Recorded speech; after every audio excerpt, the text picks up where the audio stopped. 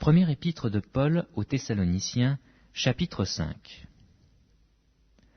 Pour ce qui est des temps et des moments, vous n'avez pas besoin, frères, qu'on vous en écrive.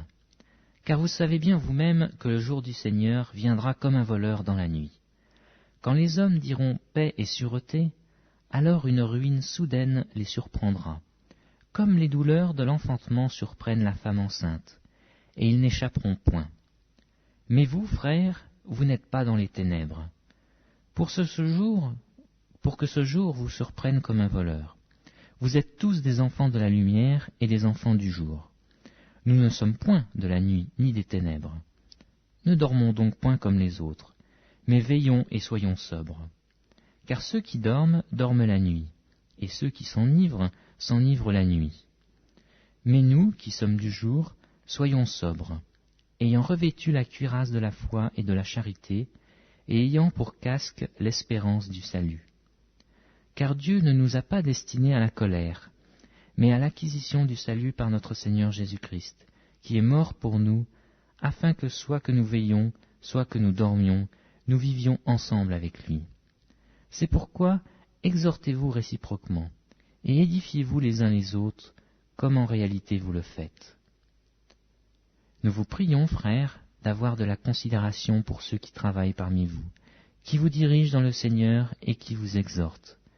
Ayez pour eux beaucoup d'affection, à cause de leurs œuvres. Soyez en paix entre vous. Nous vous en prions aussi, frères, avertissez ceux qui vivent dans le désordre, consolez ceux qui sont abattus, supportez les faibles, usez de patience envers tous. Prenez garde que personne ne rende à autrui le mal pour le mal, mais poursuivez toujours le bien, soit entre vous, soit envers tous. Soyez toujours joyeux, priez sans cesse. Rendez grâce en toutes choses, car c'est à votre égard la volonté de Dieu en Jésus-Christ.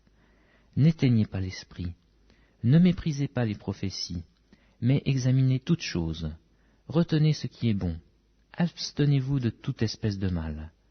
Que le Dieu de paix vous sanctifie lui-même tout entier, et que tout votre être, l'esprit, l'âme et le corps, soient conservés irrépréhensibles lors de l'avènement de notre Seigneur Jésus-Christ. Celui qui vous a appelé est fidèle, et c'est lui qui le fera. Frères, priez pour nous. Saluez tous les frères par un saint baiser. Je vous en conjure par le Seigneur que cette lettre soit lue à tous les saints frères. Que la grâce de notre Seigneur Jésus-Christ soit avec vous. Amen.